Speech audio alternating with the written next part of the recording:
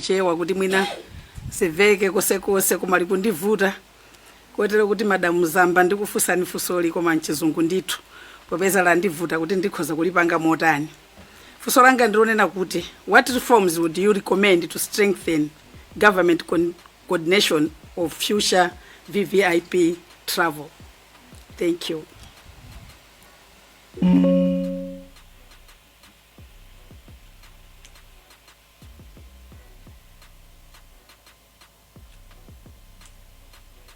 Thank you. Through your chair, I would like to take you are referring specifically to VIP travel. It's very general.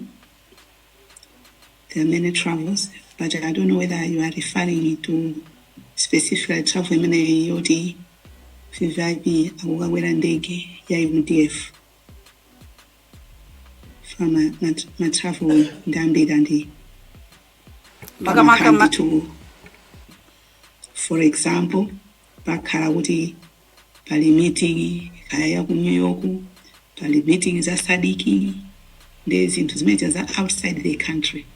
Amakauta foreign affairs they lead, and most cases amayitanitsano the various ministries amenali involved ola kukhudzidwa ndi ajena ulo ndi sonkhano umene ukachitika nthawi imeneyo ndi timakhandi tuma meeting akachitako initially kinango imadzabwera kuti kofesi kwanga and timakhanso pasi to go through kaya ndi ma presentation kaya ndi ma brief ma position amene tikutenga as a country ineyo ndimapanga choncho ndimayitanitsa koma kuti mena kapena going forward kapena zimchito ufuneka uchita kulemba ndangasi anthu kaganizidwe ndikosiyana mina pachito khala specific komano ikakhala nkhani za ndegezo I think for example indege ya MDF I believe after VP's office ndamene amachita organize koma I believe kuti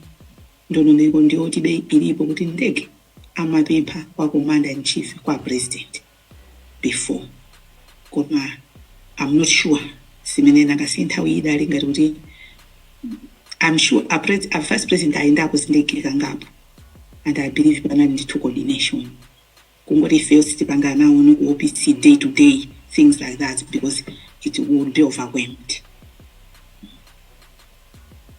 Okay, zikomo kwambiri chair. I think mwayankha ndithu Madam Zamba apa timangofuna ngati ma reforms chabe kuti apa patakhala ngati ngozi imene tichitikiraso tikuphunzirapo zina ziwiri zitatu zonena kuti mwina tikhozo kukonzaso mwanjira ina komabe poti mwanenaso kuti zimakhala kuti zikupanga ma coordinations ake kumakhala konko kwa VIP ndiye kuti mwina tikhozo kuvomereza kuti mwayankha ndithu zikomo kwambiri. Panga kunaiza amene sana lankhule Mulanje North. Zikomo kwambiri. Ine ndi Gilbert Konyongwa kuchokera ku Mulanje North imene anenera chair. Ndi mafuso angapo. Mafusowa, just to put in context, are intended to assist the committee in establishing the truth regarding the response to the disappearance of the aircraft carrying the late Vice President and the 8 others.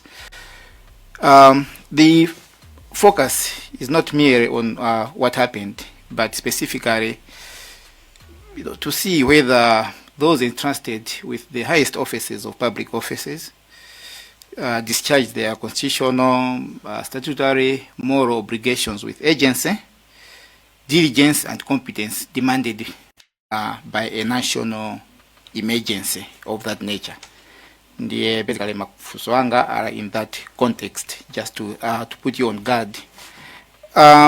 Fuso yamba likukuza na maga nkhani ya briefing the president. When you had met the army, the MDF chief,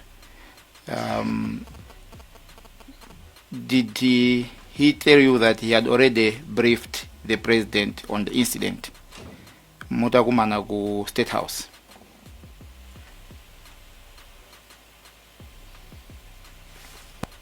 Oh, okay. I thought you were having all the questions. Through you, Honorable Chair. No, he didn't.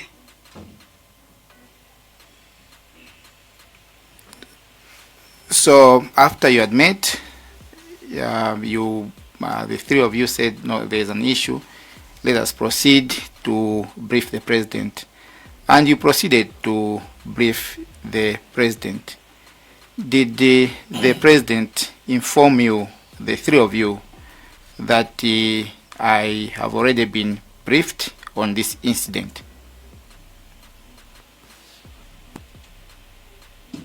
Well, Your Honorable Chair, but I think in a long solagare, it was us briefing the president, not the president briefing us, of what developments have unfolded and what had taken place.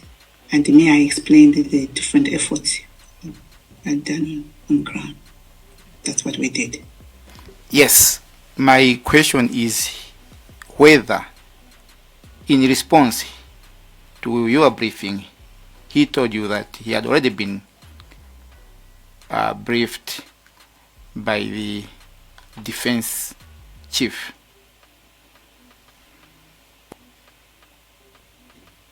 No, and I imagine he's not obligated to tell me at that moment. Thank you. In other words, he, if I can say, he feigned ignorance, that he did not know of the incident at the time you were briefing him. It is not in my position to say that, Honorable Chair. I called the IG and the commander to brief the president developments which had happened to that point. And that's what we did. The IG briefed, the MDF briefed, I also did. And from there, we had the directives which we implemented. I think what I wanted to find was in a general conduct of meetings, if you are already aware of an issue, are you not obliged to inform the person telling you that you're already aware of the issue? I don't think the president was aware that I was speaking with the airport commandant and that I had called the Airtel TNM. He wasn't. I was briefing him that time. This is the account which I had. Thank you. Thank you.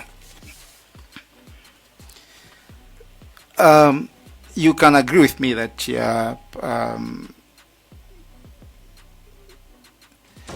upon learning yourself, upon learning that the aircraft carrying the vice president had gone missing, you bore the primary responsibility for ensuring an immediate, coordinated, and effective whole of government emergency response.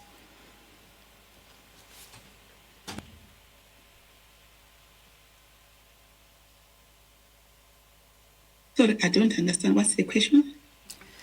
Do you accept, in your office, do you accept as the former SPC that upon learning that the aircraft carrying the vice president and others had gone missing, you bore the primary responsibility for ensuring an immediate, coordinated, and effective whole of government emergency response?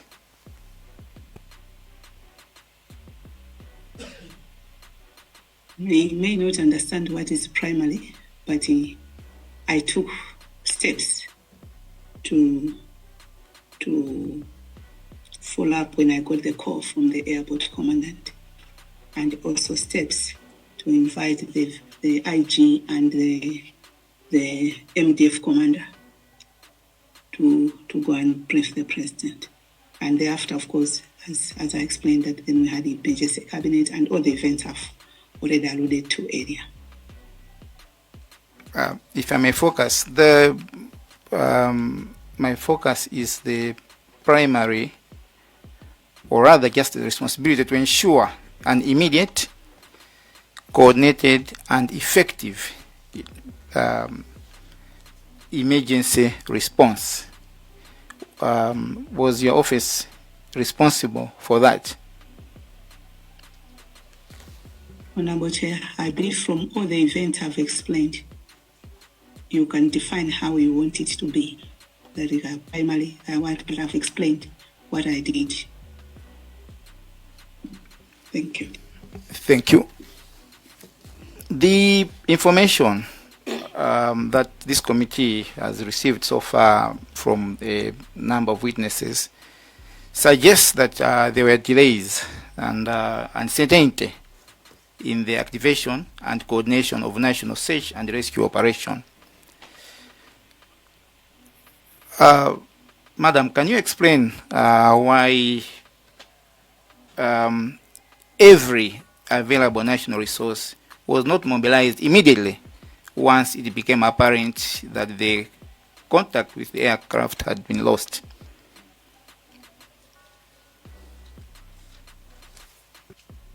Honorable Chair, thank you. I don't think I understand to say why not every resource was mobilized. Because in the first place, to the best of my knowledge, we did everything possible. And for me, there was no delay. Because from the time I got a call from the airport commandant, which was around 1, and all the events which happened within that 1.5 hours, sometimes when I look back, I even wonder that probably it was adrenaline had moved, that I had the capacity to do all those things which I did at the pressure of the moment. And the team, which came now effective to be doing the work. So I don't think I would like to concur that there was delay, because the time the airport commandant called me, he said they've already deployed the search, rescue and search, but they were going towards Ekwendeni. And actually, the entire civil service rose up for the nation. We just today we've been informed that on the first day of search, the personnel were using phone torches. They were totally ill-equipped. Would you qualify that as sufficient deploy of the national resources to the search? That is the view of somebody, Honorable Chair. But if you are using torch, because you are using what is available at that time to do the search. So I don't know the search in the bush, apart from the torches or what would be the best way. I wasn't there at the search, and it was under the charge of the MDF to do the search. So I really wouldn't be talking of things which I was not on ground in the search in the forest. Thank you. From what we got, again from a number of witnesses, is that the rescue and search and rescue was uncoordinated. It was uncoordinated and chaotic. Especially the first day, people didn't know what to do. Just going all over, trying to search for the plane. So in short, the information that this committee has gathered so far is that there was the uncertainty as well as a coordinated approach. No, I'm not yet done. Are you aware who was in charge of this search and rescue? Thank you, Honorable Chair. Number one, MDF and police were in charge of the search. Number two, I doubt that it was uncoordinated, because remember, the last message was that the plane was going to come in via Ekwendeni. So the initial search and rescue was towards that area. It was until there was message guide from the Airtel and TNM about reply tower that then the search now went towards that area.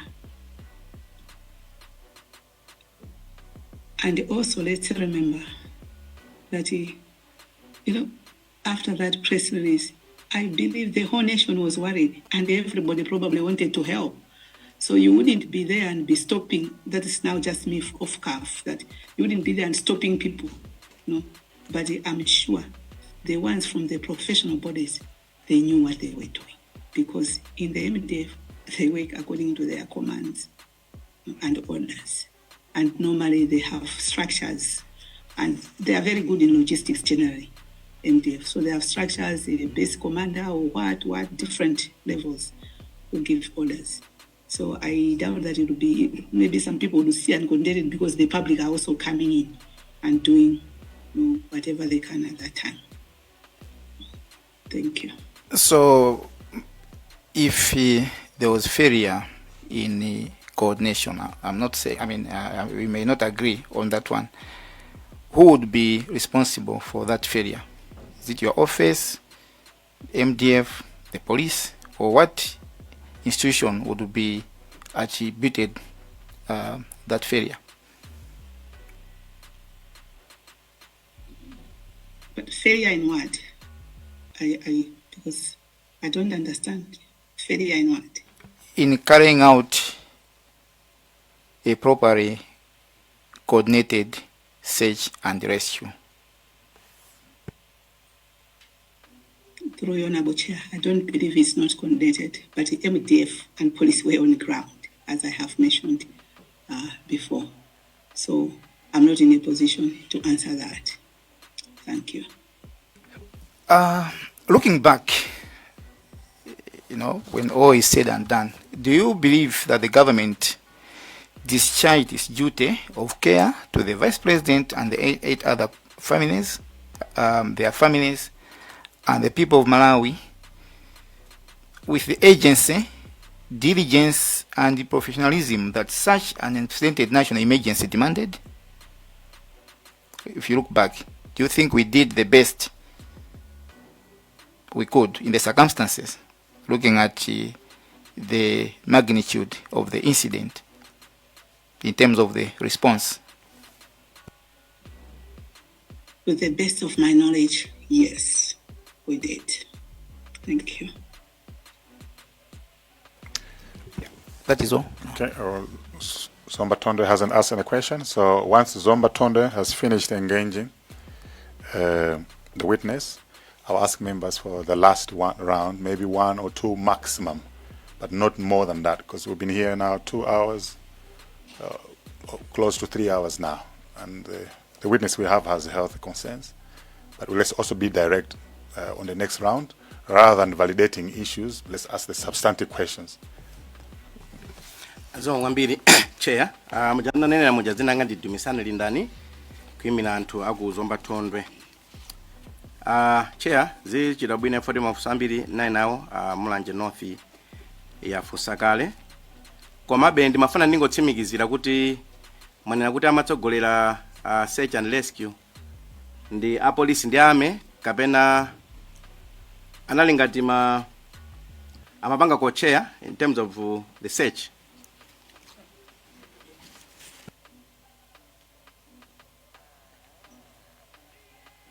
Thank you, Honorable Chair. I think we can confirm with them who was leading between the two, but I would like to believe that the MDF was. But silver version also, remember. So they were. Okay. Thank you. Okay, ziko mwambiri. Mwina ndisa nabide kumafusanga wani mafuna ningo ekapo ka supplementary zima mafusa nzanga wakuti majitsanzo ngati former chief secretary to the president and cabinet munamvapo kuti search ja kutakhwitima inayimitsidwa kapena simadziwa? MDF said they were still continuing the search because Timaruma Timeto never, but I think I called MDF and they said no, they are continuing the search. Ndimafunsa kuti munamvapo kapena ndikoyamba kumva kwa ineyo? Ndanena kuti ndinamva rumor, but I called MDF and they said no, they had not stopped, they were continuing with the search. Nde munanena kuti apolisi munanenaso kuti apolisi amatsogoleraso nawo kuseja kumeneko. Apolisi so munafunsa nkukana? Ayi sinayimbire foni apolisi, sinayimbira wa MDF otitu pajatina alitu munchikwirikiti, but I called MDF. Chabwino, imafuna mwina tichoke pa nkhani imeneyo. In a nutshell, zonsezi zitachitika kumafika lero ngati office yanu amene mlali number 1 civil servant munapangako analysis ndikupanga submit report ya mmene zinthu zinayendera kwa president?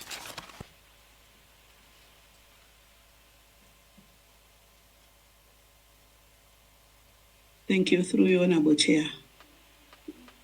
Throughout the period, we've been having different memos, on this, because remember, we had the BFU, we had the inquiry commission, which were also doing the investigations.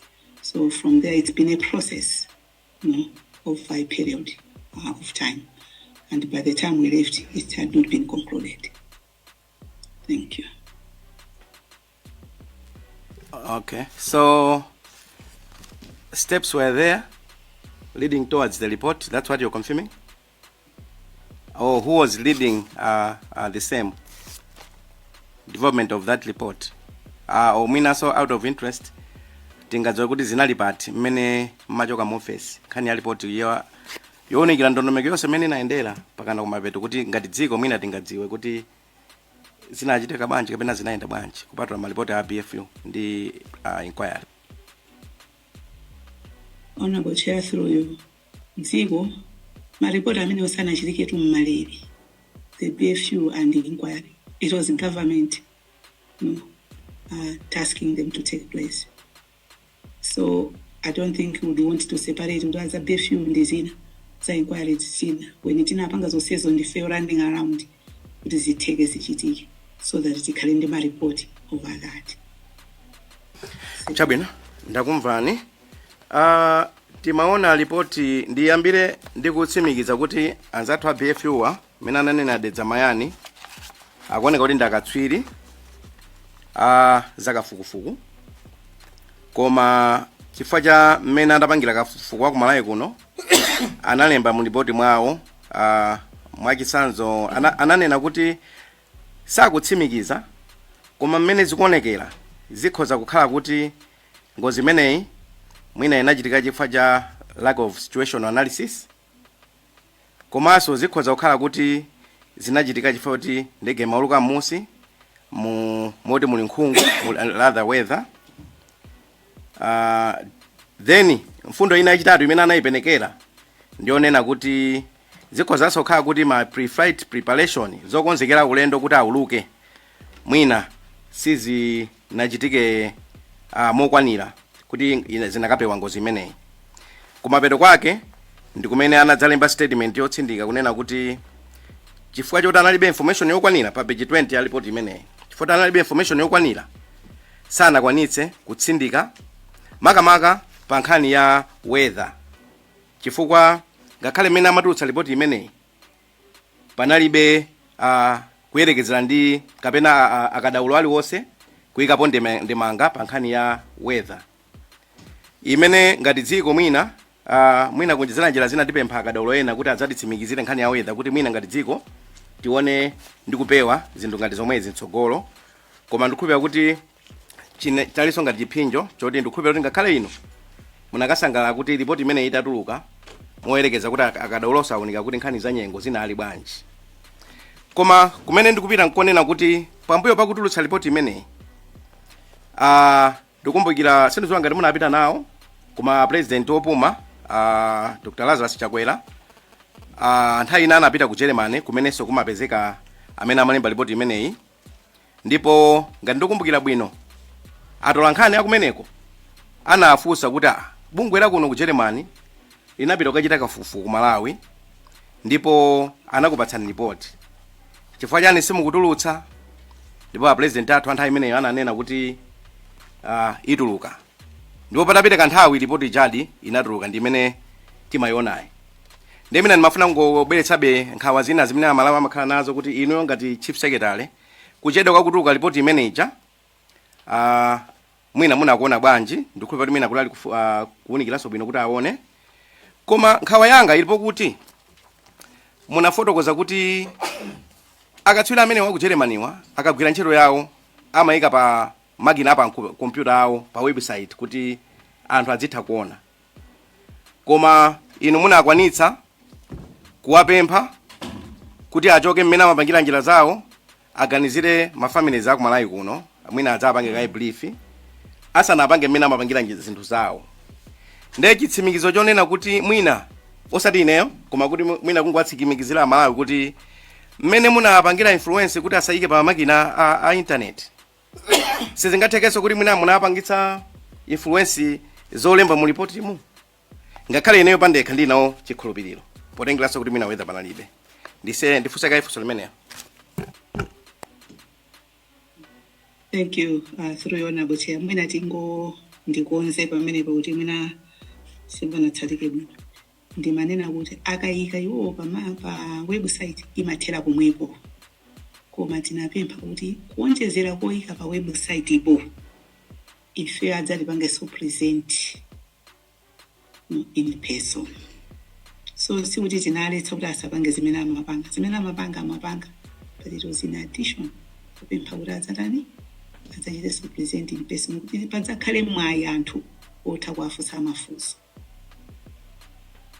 Nkhani yakuchedwa kwa kutuluka kwa ripoti imene president anakuchedwa ku Germany mundine manga. Ku Germany sinapite nawo, koma nkhani yoti ripoti inachedwa kuti inali itatuluka, ripoti sinali itatuluka. Debriefing yoyambirira inachitika ya mission imene inatuluka ya interim inatuluka pa website, sinabwere kuti yabwera kwa ife ayi. Mmene imadzakhalanso kuti iyi anangopereka notice report yawo ikhalede in 30 days tsopano, ndi pamene timapempha apa kuti ikamakhalede can they also come to present in person. Koma zoti report yokuti inachedwa iyayi, period ananenaso poyambirira kuti imatha kutenga chaka, still working because they have to do malab tests. The process by interim anatumiza ya interim anayikaso pa website tose tinangoionera pa website interim report yatuluka. Kwambiri ndimakumbukira interview imene anapanga a president opuma ku Germany pamene tinamva ntolankhani wakumene kwa Wamufusa ndipo anavomera, koma mwina tipitirire pamene ndikumaliza chair. Ndimafuna pa umunthu ndimatenga nkhani imene anatipatsa square ija kuti imene anabweretsa ndi umboni wawo ndi nthawi anayika nthawi yawo bwinobwino imene amafotokoza mmene mmalumikizana nawo pa phone. Ndi pa nthawi ya 12 minutes past 7 tsiku limeneli ndimene anatitsimikizira kuti past 12 ndimene anatitsimikizira kuti angonditawa koma ndinazo mmutu kuti anatitsimikizira kuti ndi pamene munaza kambirana nkhani yonena kuti ndege yabwerera ku Mzuzu. Ndi pamene kuti mukambirana za vuto limene lagwa la kuti muwapepese pa imene inali 3 hours itapitilira chinyamukire ndege pa Lilongwe, koma ulendo wa ochoka ndege pa Lilongwe kukafika ku Mzuzu ndi about 50 minutes kapena 45 minutes. Kubwerera ndi kuti zithamangira mwina 1.5 hours even atakhala kuti abwerera ngati sakumana ndi chovuta china. Ndiye ndimafuna ngofunsa kuti kuchokera 9 koloko kudzafika 10 koloko ndi kudzafika 11 koloko imene anakhala kuti ngakhala kubwerera amene okhala tafika ndikudzafika 12 koloko ndikupita 12 koloko ija inu nkumakambirana nkhani yakuti abwerera ndi amene anali mkulu wa muofesi mwawo. Simuona ngati chimene chipoti mwatitsimikiza kuti apresident makambirana nawo zinthu zosiyanasiyana pa foni sinakhala chifukwa chokwanira kuti tsina kuti apresident kuti ayambe kupanga machawi kuti mwina search and rescue heavy search and rescue ikhale kuti yachitidwa msanga. Sizwa ngati manivetse potengera nthawi.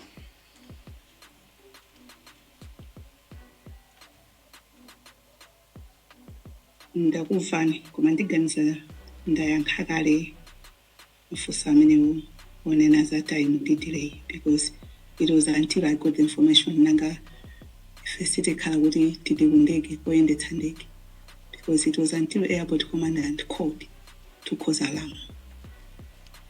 Koma madam for my SPC with due respect Pepani Fuso ndifuze ndikufunira kuti mujere mwansanga ndikuona kuti mwina tikutalikisa nthawi ndi matendawo komabe tifuneni zabwino zonse.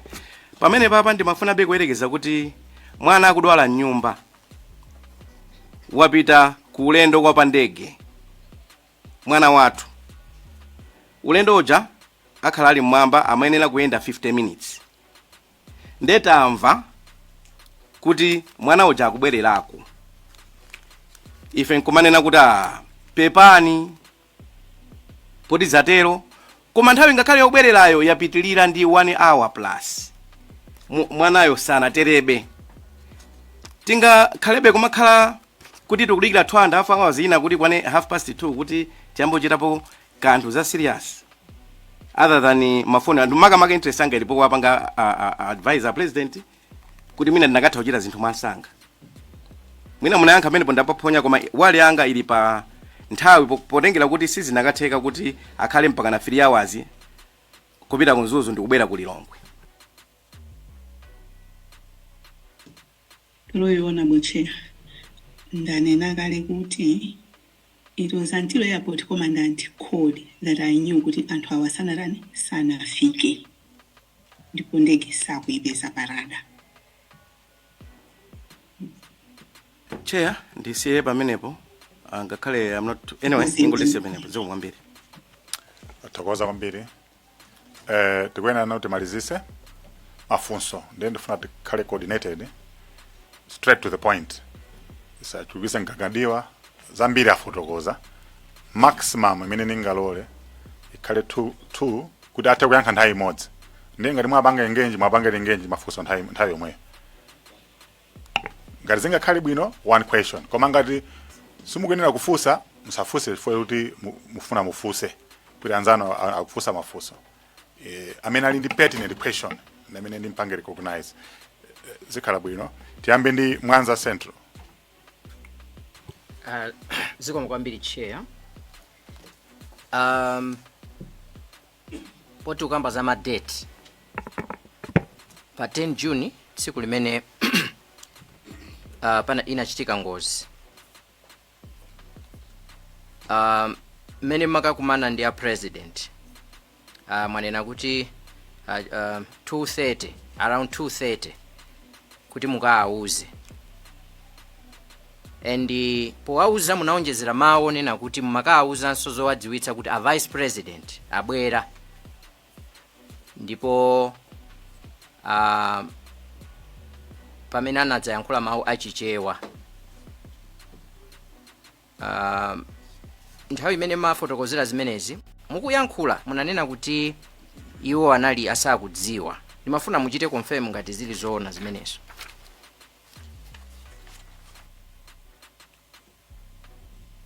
Loyo chair ndikonze kuti kulankhulana ndi kwa president kwa kuti vice president abwera kunali kumma wako masana kuma 2:30 kuma 3 kunali ukachita brief ma developments concerning the plane.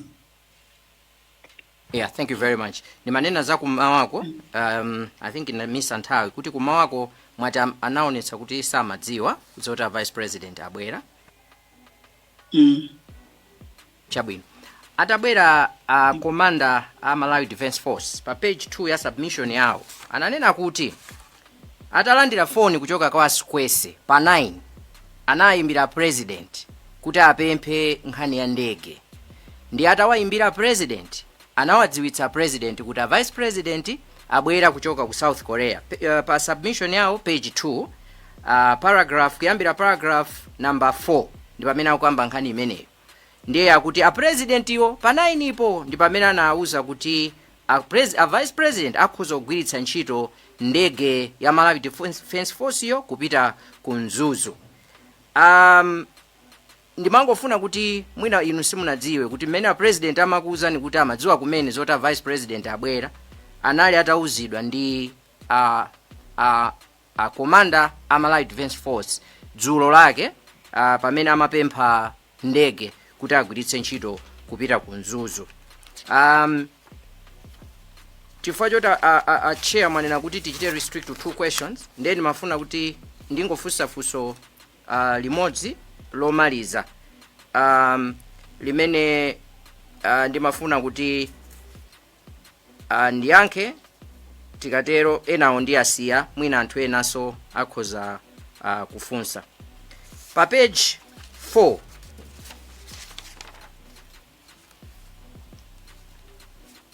pa page 4 ya meeting imene inachitika ame commander ananena kuti iwo anadziwitsa president 10:45 ndipo anapempha president kuti akumane nawo. Ndiye atakumana nawo a president ananena kuti apange coordinate meeting pakati pa inu National Intelligence Service Inspector General Police. Pamenenso inu after 2 p.m. munachitanso coordinate maofesi omwewa za meeting inso ina yomwe ame commander anadziwitsa committee ino kuti at 10:45 iwo wadapatsidwa ntchito ndi a president kuti apange zimenezo. Tinene kuti a commander atawuzidwa zimenezo sada kudziwitseni pa nthawi imeneyo kuti awuzidwa ndi a president kuti akubweretseni pamodzi nonse.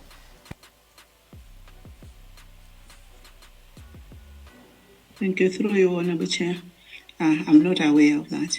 Not privy to that discussion, and I was not informed. Thank you. Thank you very much. That's all from me, Chair.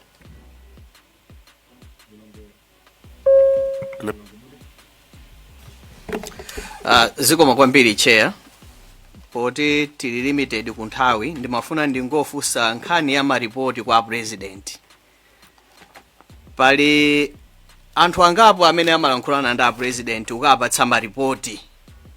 Pali a chief of staff wa ku State House iko, pali a Defence Force commander amalankhula straight ndi a president.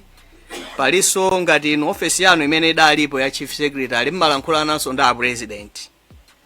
Kodi zimatheka kudziwa kuti awa anakanena zakuti kwa president awa nakapena kuti mmapanga share notes mukamapereka maripoti amenewa kapena wina amapita maripoti yake wina sopita maripoti yake wina sopita maripoti yake kufikira kuonera kuti simungadziwe kuti koda chief of staff awauza kuti chani a president maripoti amenewa mmapanga share kunena kuti mmagawana kapena aliyense amapita maripoti yake.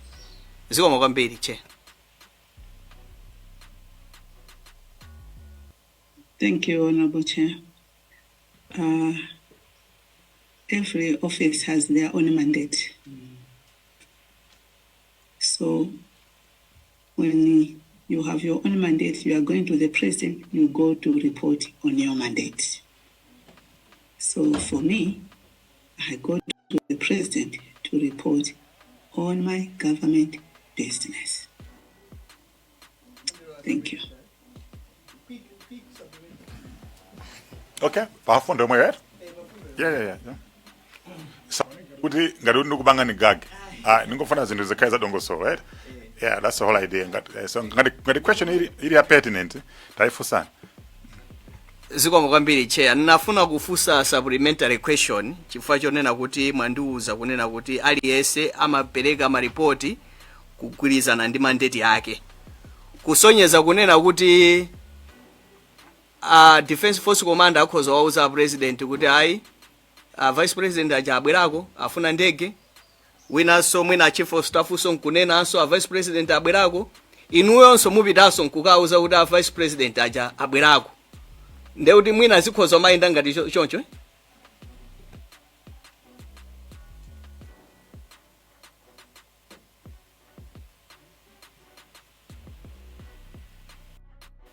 as mentioned aliyesi ali ndi mandate yake timanena zinthu mu context ya mandate yako so zina zikhoza kuchita overlap but the approach is different because iwe ukunena zinthu in a different format ndi mandate yako. So for me it's protocol issues which I was concentrating on. Thank you. Zakasena Machindunji. Chair ndifusa Machindunji mafusanga ndawiri sindijedwa solo yamba ndikhulupirira SPC yakudziwa a former SPC makamaka by visual of kuti anali secretary to the president constitution ya Malawi section 161 subsection 6 magama za defense council and the defense council imene ndimene makambirana zokhuza zambiri za Malawi defense force and the secretary to the cabinet ndi member wa defense council. Anabwera anthu angapa abwera ku defense kunoku MDF masiku amene wa chair ngati ndi presentation ya Major General Robre Ismail retired former Air Force commander anatipatsa chitsanzo cha chokhudzana ndi ma quotation amene akhala kupereka kuti mwina boma liwathandize kugula ELT imene chair mukawerenga pa BFU report page 52 bullet 3.1.4 survival aspects ikukamba kuti ELT it was built into that aircraft koma simagwira ntchito kwa zaka 20 then anabweretsa Ismail ndi cha dated 20 pa 1 September 2006 koma ambiri abwera even the current commander anena kuti boma mwina silimathandiza zikabwera zinthu zawo. Now ndimafuna ndive in your presentation Madam Zamba mwamaliza kuti munakhala secretary to the president May 2022 to October 25. My simple maths ndikuti mwakhala zaka zitatu ndi miyezi 5 muli mu member wa Malawi Defense Council.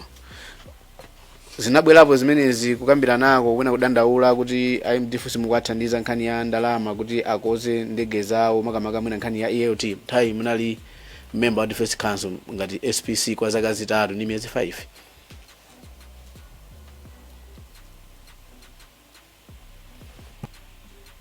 Thank you through you, Honorable Chair.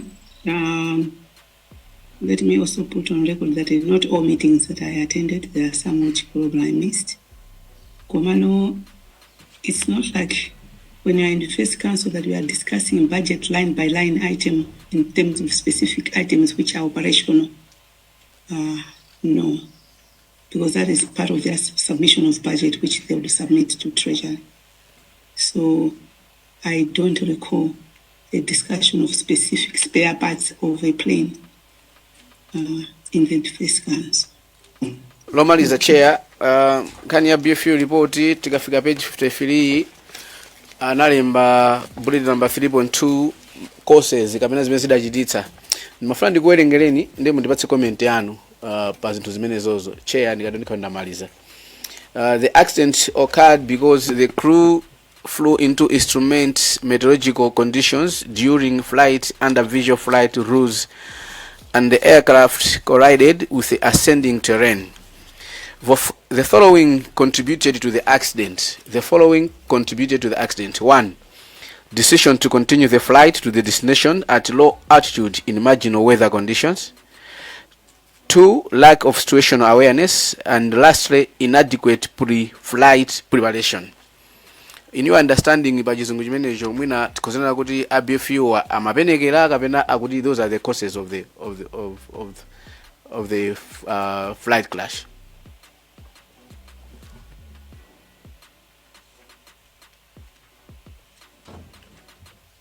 Thank you, Honorable Chair. These are experts in the accident investigation.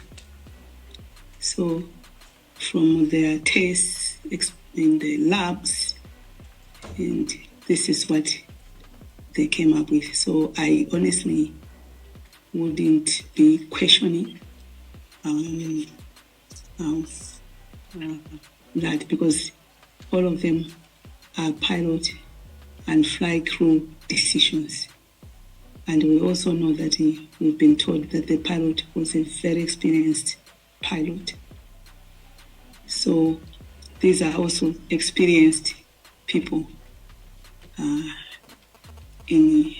Actually, I think there was also one lady in the team who was a pilot currently, and the lead was also a pilot and an investigator. So I don't think I would be in a position to question, because we wanted them to do an independent investigation and advise, and that's the advice they came up with. Thank you. Thank you so much, Chair. Tagareo ndamaliza kudetsa kasina. Katabe North Kenagodeta Mayani, in that order. Yeah, that was the chair. My question comes to Panabwera Akubanja manena kuti during the briefing anafusa kuti chifukwa chani ndege inkakwera mwamba ndikusika in other point in time imapanga spinning. Those who say kuti an experienced investigator and saying their answer was kuti na also sakuziwa. Secondly, anafusa so kuti information where do you get information, the source of the information akuti they were a person from the government ndamina nkapasa directive chifuka zose zuma analemba is not in assumption. Were you there during the time of briefing of the family?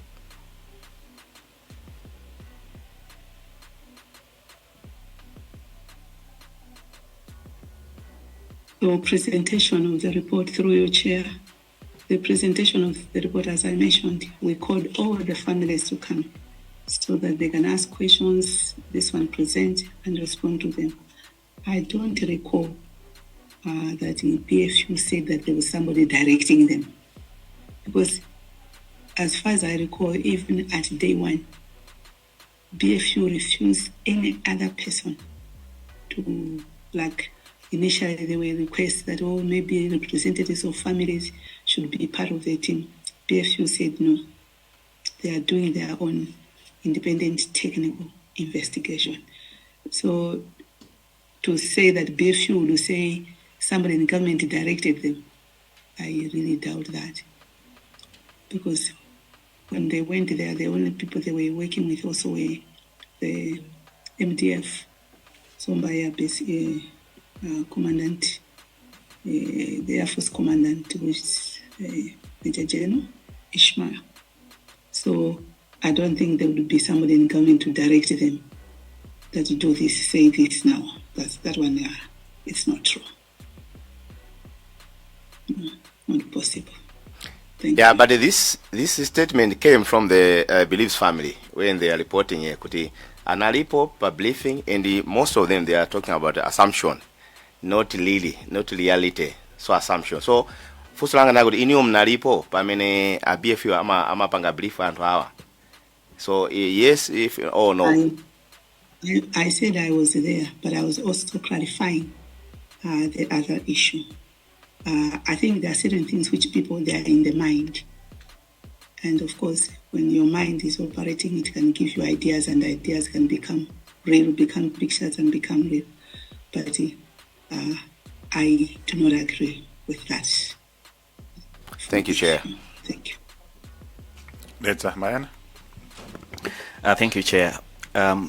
My final point, nimangofuna ndidziwe kuti kubwera kwa anzathu aku Germany kudzatithandiza kafukufuku ameneyo kunachokera pa dandaulo la dziko la Malawi pofuna akatswiri enieni komanso maiko amene timadalira ena ananena kuti ndegeyo sana pange ndiwo mwina kunali wovuta kuti apange kafukufukuyo ndiwo ndi kufotokoza kumene munatipatsa.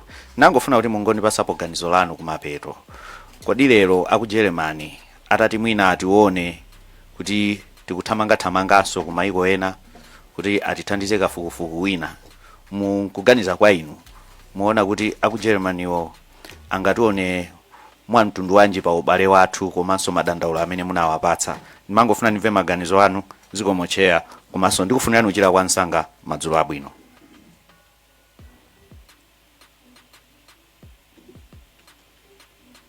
Thank you, through you, Chair. Sinazoro nzovura zira nkukula nangasi ngati anthu tinapempha mayiko ndi anavomera inawo kuti thandiza ndiye mwina ifeyo ngati dziko tunena kuti chithandizo chimenecho sitochiona ngati nchaphindu kaya tiona kuti achiaperewera sindikudziwa nanga kuti mwina pali kusintha kwa maganizo koma I don't know ngati enaso angavomere mwina I don't know. Yeah, because ifeyo tinafusa kukala akuluakulu enawo and the only one amene anachita respond for my development partners meeting anabwera unzi. The only one amene anachita respond positive in my Germans. But for us we felt no, foreign affairs ask also the British and the Americans being donor akulu, but they all said no because palina some guidelines how they get involved. So mwina sindikudziwa mmene munena mura mwina titakafuna sokwina. I'm not really sure because that is dependent on it and when now and your wishes. Mulanje. Zikomo Chair. Fusolanga ndira on accountability. I'm not sure kuti mchijewa chake ndi yani kwenikweni. I think palibe chijewa chake ndifusa nchizungu. Madam, should this committee conclude or make a finding that delays, poor coordination, negligence, or abdication of duty materially compromised the emergency response, who do you think should be held accountable in your view?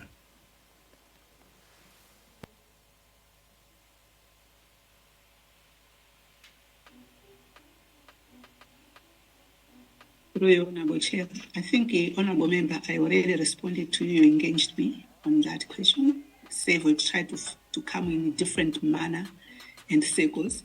I have already responded that I don't think there were delays because for me, we performed to the best of our ability. The whole civil service rose to the occasion and the nation rose to that occasion. And from the time I got a message that is missing on the radar, for me, there are no steps, there are no guidelines that when a plane misses, first of all, think this way, think that way. No, it was swift, quick, as the senior civil servant, that whatever resource that was available, we use it, contacting within that 1.5 hours to be able to contact the Airtel people, to contact this one, get manifest, to be able to communicate, to be able to rush to the president and be able to contact IT, contact the MDF commander, and coordinate, and all those things being done within that period. To me, it is speed, swift, the best of our knowledge and the resources at our disposal. So I don't think, for me, I want to answer, say there were delays or there was incompetence, because I don't agree. In short, no one should be held accountable. Because the thing does not exist as far as I'm concerned. So I cannot make a decision for you, for the whole inquiry, because you are saying your committee, they want to decide this way. Now that cannot be my decision. It is your decision. But for me, I can account what I know and what I was responsible and the best that the civil service performed in the pressure of the moment, a situation, a tragedy which befell the nation. Nothing of that sort has ever happened in Malawi in history. But we spend sleepless nights, people spend with sleepless nights, working, communications, checking to make sure that the country still holds together. And the fact that the country went through that period still holding, it's because behind it, there were drivers who were doing this. And I was one of those senior drivers in that operation. So I do not agree. Thank you, Honorable Chair. Thank you. And finally, in hindsight, is there anything that you look at back and you think should have been done differently? that might have strengthened the response to this national tragedy. Also enhance the prospects of rescue. Thank you. Thank you, Honorable Chair. No, I don't think there would be anything to be done differently, especially when I've already accounted that we did the best we could in the prevailing circumstances and the pressure of the moment to the nation. Thank you. Tumalizise ndi Zomba City South. Pakalaso Fusolina.